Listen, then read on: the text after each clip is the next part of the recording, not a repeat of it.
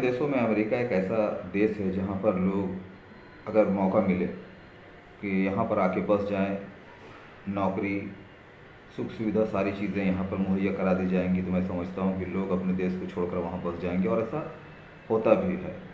बहुत सारे लोग काफ़ी लंबे अरसे से अमेरिका में रहते आ रहे थे, लेकिन अभी कुछ दिनों पहले डोनाल्ड ट्रंप दोबारा राष्ट्रपति बने हैं और हमारे देश के लोगों को वापस देश भेजना शुरू कर दिए हैं।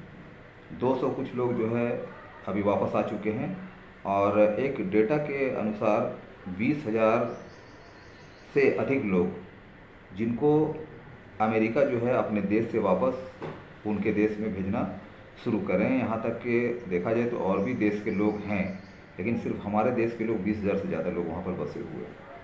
अब उन लोगों के साथ परेशानी ये है कि बहुत सारे ऐसे लोग हैं जो अमेरिका में रहकर अपना बिजनेस शुरू कर चुके हैं, घर ले लिए हैं और गाड़ियाँ ले चुके हैं, उनका EMI लगातार जो है वो भर रहे हैं।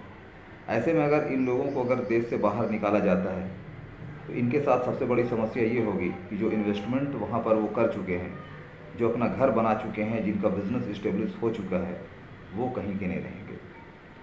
आज से कुछ महीने पहले जब इलेक्शन का दौर था अमेरिका में, तो हमारे देश में लगातार डोनाल्ड ट्रंप के लिए यज्ञ किए जा रहे थे कि अब की बार ट्रंप सरकार, जिस तरह से यहाँ पर अब की बार मोदी सरकार कहा जा रहा था। लेकिन जो विदेश नीति हमारी है, अगर उसके बारे में चर्चा की जाए तो अभी तक जो लोग वापस आ रहे हैं उनके लिए सरकार क्या करेगी? केंद्र सरकार के किसी भी विभाग ने इस जिम्मेदारी को नहीं लिया है और इन सवालों से बचते हुए नज़र आ रहे हैं। और जहाँ तक एक्सट्रीम मीडिया की बात है, एक्सट्रीम मीडिया को ये सवाल करने चाहिए थी कि सरकार का जो है वो क्या कदम है। जितने भी यहाँ से लोग भारत से जाकर अमेरिका बस चुके थे, अब उन्हें वापस भेजा जा रहा है, तो सरकार उनके हक में क्या फ़ैसला लेगी, उनको किस तरह से सपोर्ट देगी, और क्या वो डोनाल्ड सरकार से, ट्रंप सरकार से इस पर्पस पे बात करेगी? क्या हमारे देश के लोगों को वहाँ फिर से बसाने की मुहिम चलाएगी? क्योंकि एक बात तो सामने आती है कि जब वर्तमान मोदी सरकार वो जब रसिया और यूक्रेन की जंग को रोकवाने में सक्षम हो सकते हैं, तो मैं समझता हूँ कि अमेरिका से जिसे भेजा जा रहा है उन्हें रोकने में भी उन्हें सक्षम होना चाहिए। क्योंकि देश की आम जनता इन बातों से सरोकार नहीं रखती है।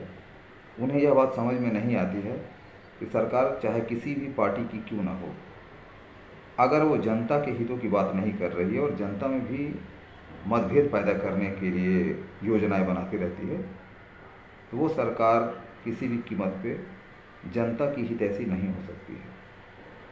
अब ये देखना है कि वर्तमान मोदी सरकार, जो केंद्र की सरकार है, वो अमेरिका से लौटने वाले लोगों के साथ क्या रवैया अपनाती है। इस दुख की घड़ी में हमारी संवेदनाएं उन लोगों के साथ है जिनके हाथ से प्रॉपर्टी चली जाती है, जिनका सब कुछ उजड़ चुका होता है। उसे क्या महसूस होता है ये वही बेहतर जानते हैं जिनके साथ ये हादसा होते हैं।